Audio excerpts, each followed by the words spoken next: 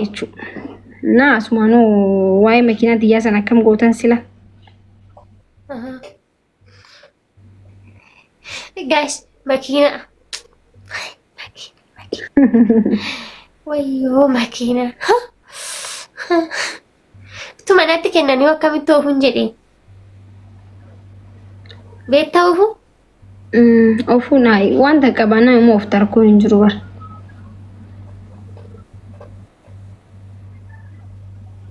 Makina na dhugaa rabbii ani maalitti naan himan kufee jajjabuu natti fakkaatu tu manatti kennanii hin beeku garattooban. Nana garuu eenyuun natti kenna? Makina maatti godheedhanii natti kennuudhaan dubbiin. Miliyoona 55 bitee jechuudha. Waaqarran barariisa moo lafarra noofadhaan dubbiin. Hinti? Sabdanii otoo itti makiinaa qabaachuu oofuu namni yaada qabdu jireenya akkamii hawwata? Waan humna kooti olii maaltu na tan xaraarraasise kanan danda'uun jedha malee. No, waan humna keeti olitti an xaraarraame. Yookiin achirraa ol baatee kuftaa yookiin ni hafta. An akkasi. Waan humna kiyyaa oliitiin barbaada. Humna kiyya sun na danda'u baaturre irruma jedheen kufagaa. Kufee yoo naaf yookiin ni nafaa yookiin ni bada. Dhumatte. Lakki waaqarra noofamoo lafumarran bararsiisan jedheen kuma miliyoona 55 itti baasee lafuma nan irra deemu kanarra deema. Ay samii gubbaa mataa maakii gubbarra oofta. Tasuma makiina biraatti bu'ee aggaacee woon jedhe akkam taa'achii woon. Rakkoon bari hin qabnu bara.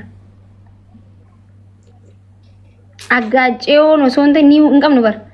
ችግሩ እኮ የለንም እኮ እንቀም ነው በራማ ገና እየተመኘን እኮ ጋባስ ያደቲ ጋባስ ያርክ ሩፊት ኒን አጋጫፊ ኒን ጋጫ አንጀቱ ኒ በረታን ይወጣ ነሙሞ አንቀም ነው በር ገመስ ጉዳ በር እንቀም ነው በረኮ ኦሶ ቀባና ከጥና ሰኑላል ቢከት ኦፍኑስ ኒ በይና ቢኪስ ሙጀላን በድሎ ቀባኒ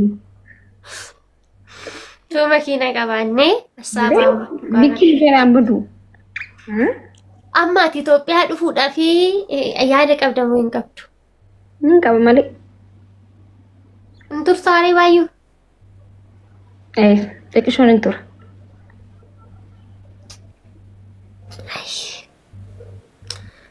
Maal? Intalli akkana fakkaattu kun amma bareedduun kun Itoophiyaa keessaa baatetti.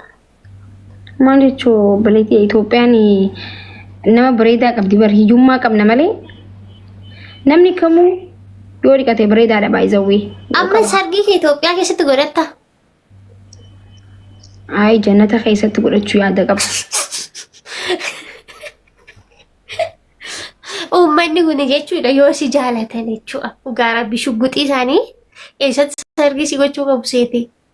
Ameerikaa. Ay. Dhugaa rabbi Ameerikaadha. Bakka. Simeetee malee Oromoo siin galle.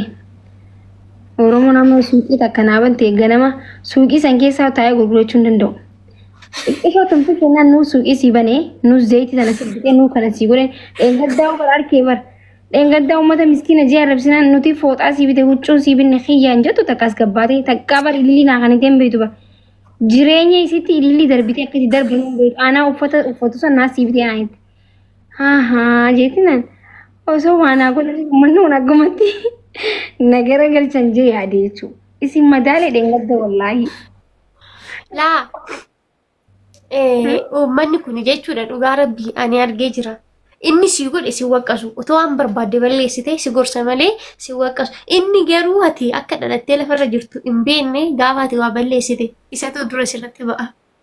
Egaa sani asli addunyaa kanarrattu namni waa si godhe namni fedhina isaatiin si godhe sittin dubbatu takka giiftara nama arrabsu argeen beeku tokko qofa malee tokkodha qofa malee giiftara akkatti nama waa kanneen gabbee nama arrabsu tokko lammanni jalaa badeef alli jalaa badee tokko malee nam tokko kan nama arrabsu hin jiru. Kan nama arrabsu kan waa namaan kan inni nama arrabsa ofiifuu barbaada waan ta'eef si arrabsa.